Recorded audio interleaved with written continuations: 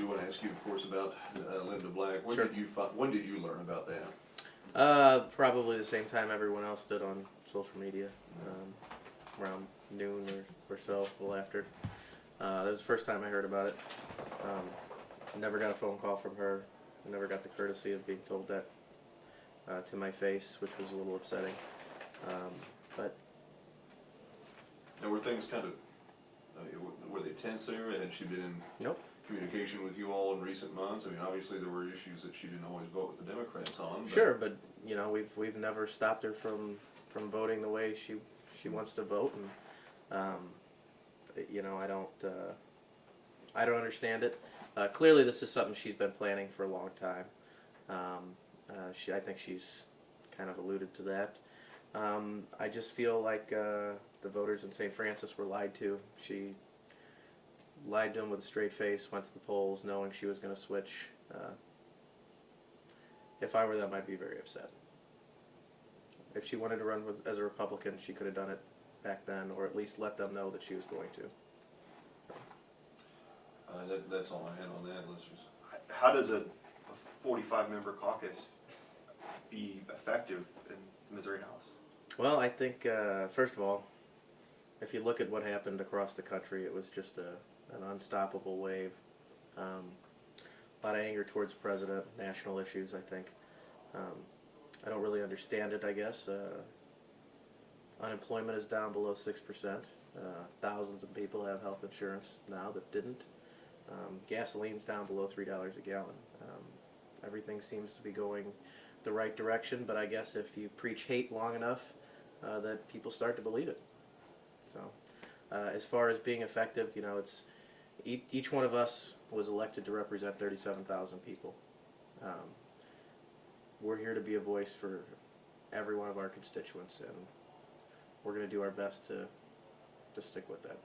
Is Missouri really a 118 to 45 state? I don't think anybody actually believes that. If you look at our statewide elected officials and just how things have turned out, I don't believe that, and I think in 16 things will be much better, but unfortunately that's 2 years away. I guess that leads me to my next question is how do things get better for House Democrats in 16? What's the path to get from 45 to where you want to be? Well, I think it's going to start with a lot of hard work on our part. I mean, you know, I wish I could say that I thought we did something wrong this cycle, but I don't. I think that I was very pleased with how our collaboration with the state party worked out. Everybody put their heads in.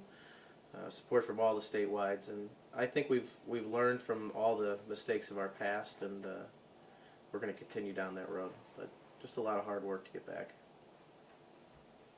Is there anything else you'd like to add? Yeah, I think that's it. Anything else? Continue to hammer on the issue of Medicaid reform, even in the face of a 118-member supermajority. Absolutely, it's the right thing to do.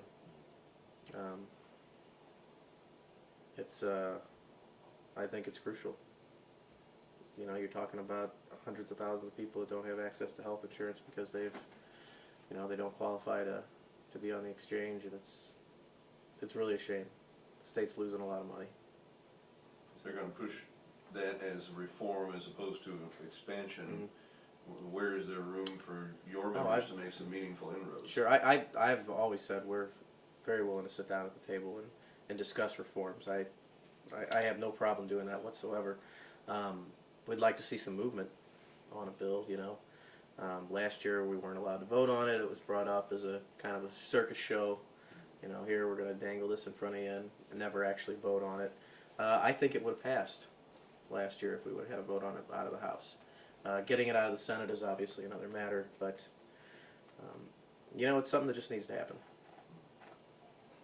What else is hanging out there that needs to happen this year?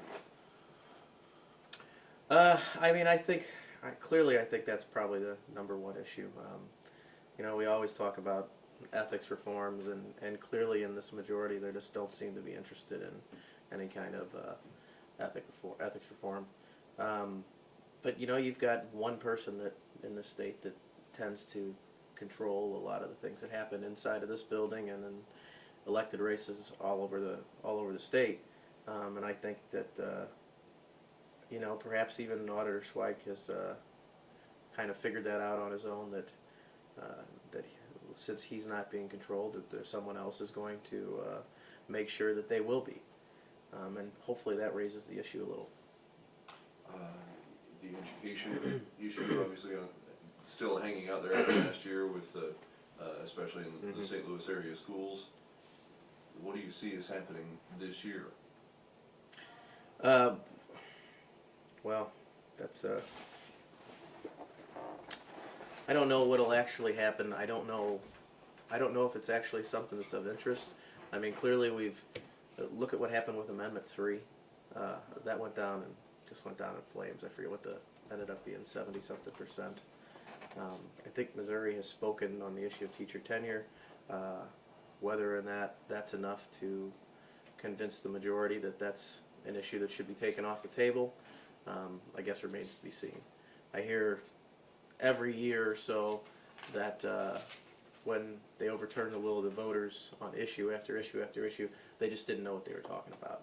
I would find it very difficult to believe that Missouri voters that voted for 70-something% against that issue didn't think they knew what they were talking about. Speaking of things that come to the vote, and this has of course been 10 years ago, but we've had a lot of action in the last few weeks and months over same-sex marriage, and that's something that the Speaker says his caucus wants to explore somehow upholding that ban or reviewing that ban. I mean, what can you do to deal with that issue when it's raised? Well, first of all, I think that it's what happened in St. Louis today. I think is a great thing. It's a win for families across Missouri to be able to exercise the same rights as everyone else. And I mean, we're going to keep fighting for it. Clearly, I'll be the first one to admit not everybody is in favor of it. Representative Black being one of them, but again, we have a big party, and we're not going to throw anybody out over it. But I will say that Missouri voters have already voted on the issue, but polls change, and maybe it's time to put it back on the ballot.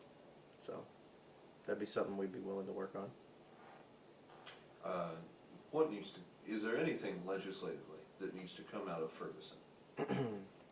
Oh boy, you could ask 10 people and probably get 10 different opinions, but I think there's no doubt in anybody's mind that something needs to be done and has to be addressed. And I've been talking with Representative Pearson, who is now the chair of the Black Caucus, and you know, he's come up with a few ideas, and I really don't want to say what he's working on right now, but I mean, I think there's some blame to go around everywhere.